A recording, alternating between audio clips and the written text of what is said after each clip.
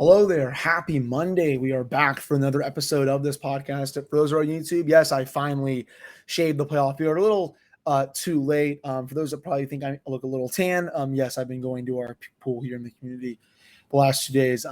Definitely, I don't know why my lips look like I've gotten lip injections. I would never go to something like that, but definitely, well, I guess weird vibes from the webcam. At least, but have a packed show for you all today.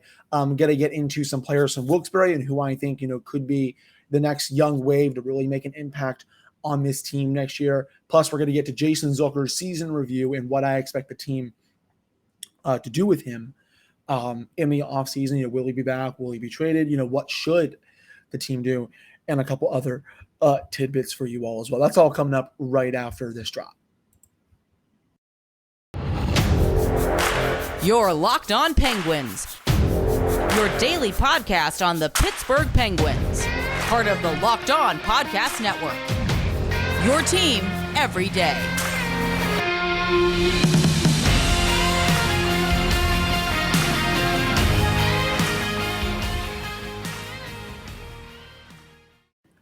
Hello and welcome back to another episode of the Locked On Penguins podcast. I am your host, Hunter Hodes. You want to follow me on Twitter, Hunter Hodes. Follow this show's Twitter at @LO_Penguins. Today's episode is brought to you by BetOnline. BetOnline has you covered this season with more props, odds, and lines than ever before. That is BetOnline, where the game starts. Also, of course, happy Memorial Day. Thank you to all the heroes who have made the ultimate sacrifice for this country, of course, the United States. So, just want to wish all of you a happy, very happy Memorial Day. I know the Penguins haven't been doing much lately, but there's always still stuff to talk about when it comes to this team. I always say that they are never boring, to say the least. And so, let's jump right into it here. Let's start with Jason Zucker. So, I keep getting asked this question, from people, not just like the people that listen to the show, but some of my friends, they're like, oh yeah, Hunter, like, what are they going to do with him? He makes $5.5 million. Should they trade him? Should they bring him back? He plays his tail off, yada, yada, yada. And so let's first dive into the underlying numbers from how he was this year. So played in 41 games. And yes, I kind of looked at that number a few times. I had to make sure that it was real because I do not remember him playing half a season for this team. He was out numerous times with multiple injuries. Again, what I was told in the playoffs from someone that's close to him was that it's a torn groin. I don't think that's been confirmed by Yoey or Rossi, but that's what I was told. Maybe it'll come out at some point, maybe it won't. The Penguins are usually very secretive with that kind of stuff. I mean, the guy had to literally sit on a stool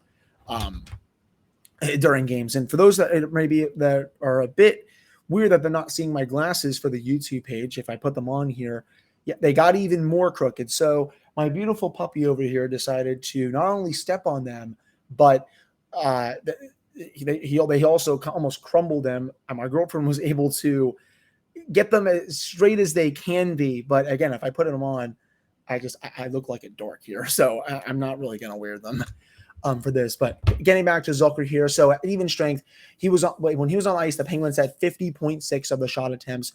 For goals for, right around 50%. Expected goals, 53.8% of those. Scoring chances, 52.3%. High danger chances, about 55% the Penguins had when he was on the ice. About 50-50 split for high danger goals for, high danger goals against.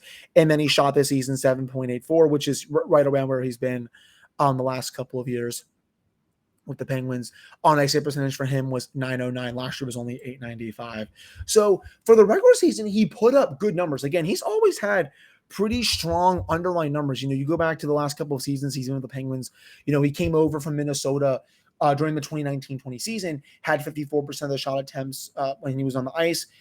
Number went down to 51.4% during the 2020-2021 season. Actual goals for was in the 40%. Scoring chances was right around 50%. High danger wise, it was around 42 to 40%. I kind of blame that on Jack Johnson and Justin Schultz being there for most of that time, to be honest with you, because remember, excuse me, during that time, that was when Johnson and Schultz were eating up those minutes when Zucker was playing with Evgeny Malkin. And then this year, you finally don't have Johnson. I know they didn't have him last year, but the defensive core, they were better this year. They didn't really have any dead weight on that unit, so you're able to see his numbers be a bit better, both team-wise and individual-wise. Excuse me, sorry about that. I had to mute myself to cough real quick. But this is still a player that can help you win games. And we go to the let's go to the playoffs here. I think the numbers were not as good in the playoffs. Played in 5 games. He was a bit banged up. Only on the ice for 37.2% of the shot attempts, 33% of the actual goals, 38% of the scoring chances, 48% of the high danger chances. That is mainly, I think, due in part to Jeff Carter being really bad this season. And I try not to harp on Carter a lot because I understand he's a bit older, but when you get that 2-year extension before one of those 3 big contracts, Brian Russ, Evgeny Malkin, and Chris Letang, you better make sure that you perform. And he has not done that, to say the least. I mean, sure, he almost had 20 goals this year, but outside of that, was not good on the PK, not good on the power play. Playmaking wise, he wasn't really that good. He was getting caved in on a nightly basis in that series. So I think that's the main reason why his numbers were not that good. When eye test wise, I think kind of trumps this in this regard, because he was playing his tail off every shift. He was getting quality scoring chance after quality scoring chance, forechecking really aggressively in the offensive zone against the Rangers. He was leaving it all on the line. This was a player that was easily not even probably 50%, and he was gutting through an injury. And if there was someone that really deserved a goal or two in that series against the Rangers, it's Zucker, in my opinion. Just what a player he was for them in the playoffs. And obviously, the big question remains for the Penguins: what do they do with this player? $5.5 million for the next season. In a perfect world, you can maybe eat some of that contract on the deal. I know I've read some people that say, in some articles that cover the team, well, the contract is unmovable, and I don't necessarily think that's the case. I mean, bad contracts get moved all the freaking time. GMs are always waiting to help you, and I am sure, remember, this team just a couple of summers ago, I believe it was maybe a summer and a half ago, they dumped Nick Bukestad to Minnesota, and sure, he played well in Minnesota, and they had to eat some of his cap, but a team still wanted that player. I would have to assume that someone would want Jason Zucker at like half his cap hit, which would be like $2.75 million. I mean, especially with how good he is when he's healthy. I mean, that's a deal I think a lot of teams make every day of the week, in my opinion. So I do think they are going to look to shop him around to open up more cap space. But I also would not be surprised if he is back on the team next year. And honestly, I may get some heat for this. I really wouldn't mind it. That's how I feel. I think he's a great forechecker. I think when healthy, he can chip in off offense. I think he's a good defensively. You can put him on the second power play unit. I honestly want to see more of him on the PK just because of how he sacrifices his body and how he's, really good at getting to loose pucks in the defensive zone. And also, when he's clearing the puck where they have shorthanded opportunities, he can go down into the opposition's defensive zone and kill time. I would love to see him get time on the PK. Who knows if Mike Vellucci, if he's still here and doesn't take a head coaching job, if he puts him on there, gets some more minutes there. But I think he could definitely be used more than just as a 5v5 player. Can play on either of the 3 lines. I would love to see him play more with Sidney Crosby at some point. I obviously know what his line did with Jake Gensel and Brian Rust in the playoffs. I mean, that needs no introduction with how good they were. But, Zucker and Crosby have always had really solid numbers. I think it was Danny Shirey that did a piece, I think when he was still writing for the Pens blog, when he was advocating for the Penguins to put Zucker with Crosby because, the scoring chances, it was right below, I think, 60%. Shot attempts per 60 was well above 50%, high danger-wise.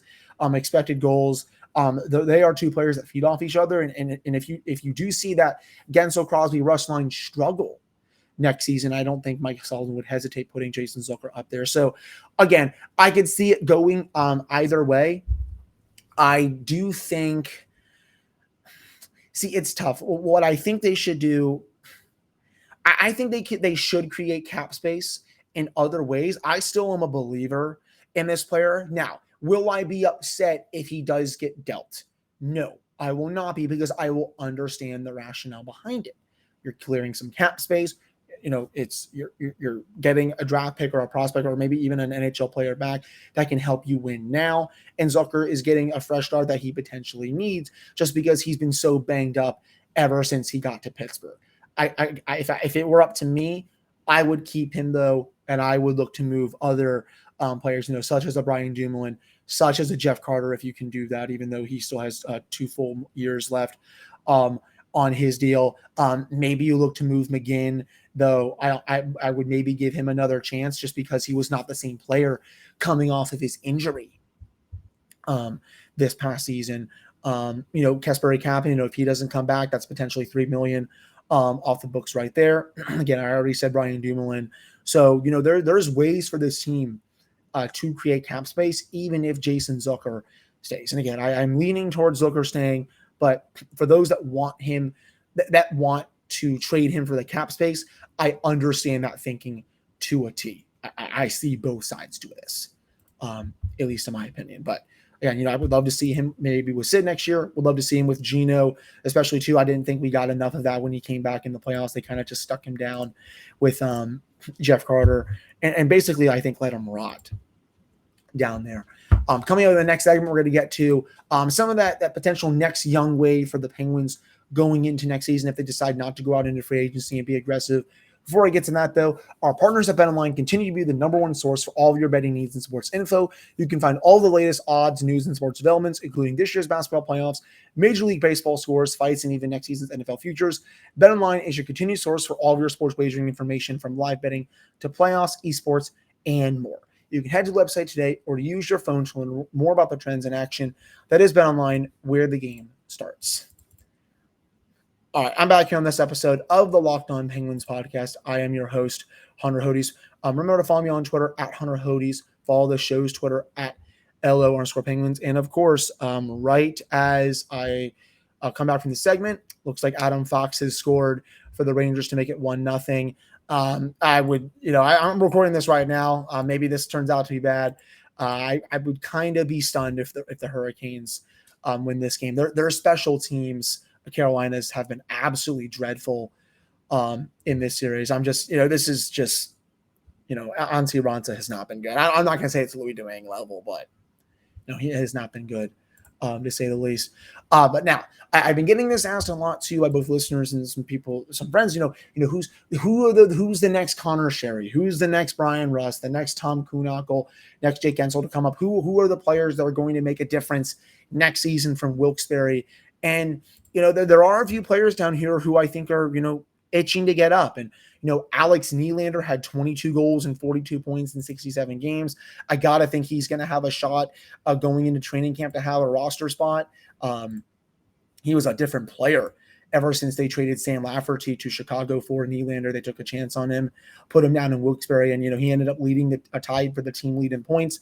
Valtteri Puutstinen, 20 goals, 42 points in 73 games. He will also, and I think deservedly so, get a look at the team next year. I thought he played really well in the very small sample size that he had during this past season. I think he only played in a game or two. I liked what I saw. His skating is very smooth. He plays the puck well on his stick defensively. I didn't really see any warts there in his game. I do think, honestly, of the forwards down there that have a chance to make an impact, he is at the top of my list. Again, just a really silky player, has a good shot, has a really nice first pass. His skating is very fluid. Defensively, he's not really going to hurt you. He's been developing really nicely these last couple of years down there. And if the Penguins do decide not to go out and make a big splash in free agency, I definitely think he could be one of the top candidates to steal a roster spot coming out of training camp. Sam Pulan didn't start out the season that well, but played good down the stretch, finished with 16 goals, 37 points in 72 games. He was second on the team in scoring behind Nylander and Puutstinen, who tied for first.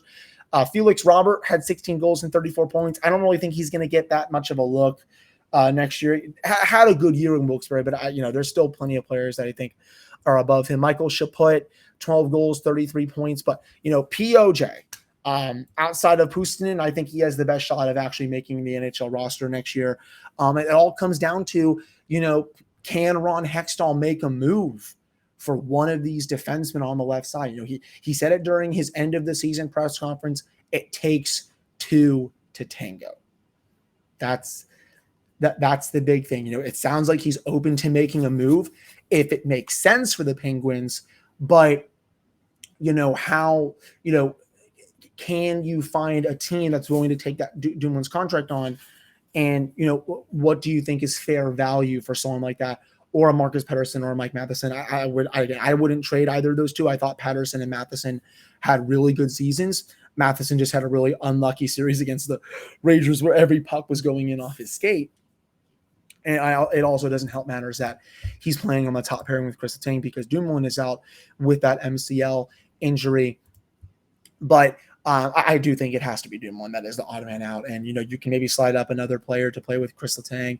Maybe you do POJ Letang, but, based on the results we saw last season when the two had to play together, I'm not really sure he's ready for that just yet. But, Joseph, really a really good first pass coming out of his own zone.